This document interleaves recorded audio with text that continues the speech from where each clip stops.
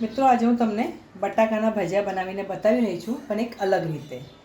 અહીંયા આપણે બટાકા લેવાના છે અને બટાકાની છાલ કાઢી લઈશું. ત્યારબાદ આ રીતે એને છીણી લેવાના છે.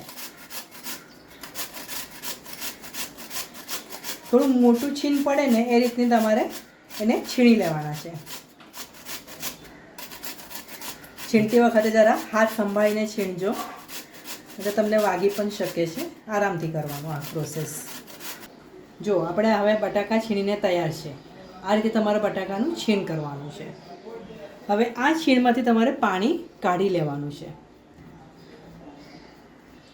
તમે જોઈ શકો છો, જો કેટલું પાણી નીકળે છે. આ બધું પાણી તમારે સારી રીતે આ રીતે હાથેથી દબાવીને કાઢી લેવાનું છે, જેથી તમારા ભજીયા ઘણા ક્રિસ્પી અને એકદમ કુરકુરા બનશે.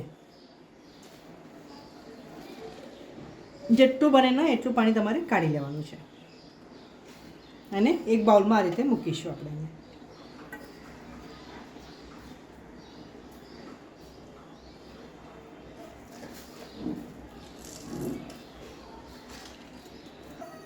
મિત્રો, હવે આ બટાકાના છીણમાં આપણે બધા મસાલા નાખીશું અને ભજીયા માટેનું બેટર તૈયાર કરીશું. એક ઝીણી સમારીને ડુંગળી લઈશું.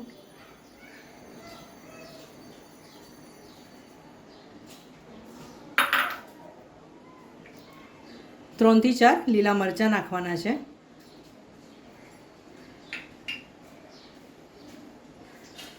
એક ટીસ્પૂન જેટલો ગરમ મસાલો. આપણે લીલા મરચાં વાપર્યા છે એટલે એ પ્રમાણે આપણે 1 થી 1.5 ચમચું લાલ મરચું લઈશું. મિત્રો, આ તો તીખું તમારા સ્વાદ પ્રમાણે તમે લઈ શકો છો. ઝીણા સમારેલા લીલા ધાણા નાખવાના છે. સ્વાદ પ્રમાણે મીઠું નાખીશું.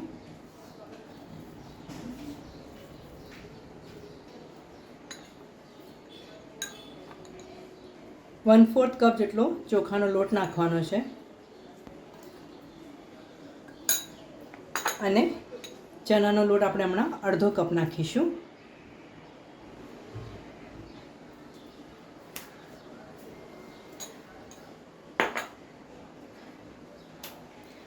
હવે આપણે આ બધું મિક્સ કરવાનું છે. મિત્રો, આ મિશ્રણમાં તમારે પાણી નાખવાનું જ નથી. આ રીતે મિક્સ કરતું જવાનું. આ રીતે તમારે મિક્સ કરતું જવાનું છે. જરૂર લાગે તો ચણાનો લોટ નાખીશું, પણ હમણાં ઉતાવળ ના કરશો. પહેલાં આપણે સારી રીતે મિક્સ કરી લઈશું. મિત્રો, હવે આપણું મિક્સ થઈ ગયું છે સારી રીતે. તો તમને બતાવું છું. આ રીતનું તમારું આ બાઇન્ડિંગ હોવું જોઈએ. જુઓ, તમે જોઈ શકો છો. આ રીતનું તમારું બાઇન્ડિંગ થવું જોઈએ. એટલે અહીંયા મેં 3 બટાકામાં અડધો કપ જેટલો ચણાનો લોટ લીધો છે અને 1/4 કપ ચોખાનો લોટ લીધો છે અને આ મિશ્રણ તૈયાર કર્યું છે.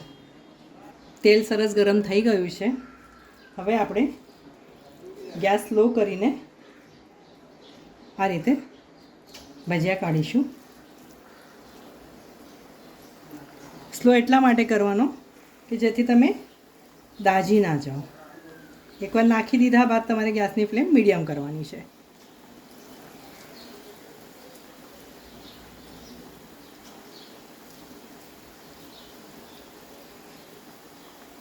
મિત્રો, આ વખતે ગુજરાતી રસોઈ ચેનલ ઉપર મેં ભજીયાની 2-3 રેસીપી અપલોડ કરી છે, તો તમે જરૂર ટ્રાય કરજો. વરસતા વરસાદમાં આ ભજીયાનો આનંદ જરૂરથી લેજો.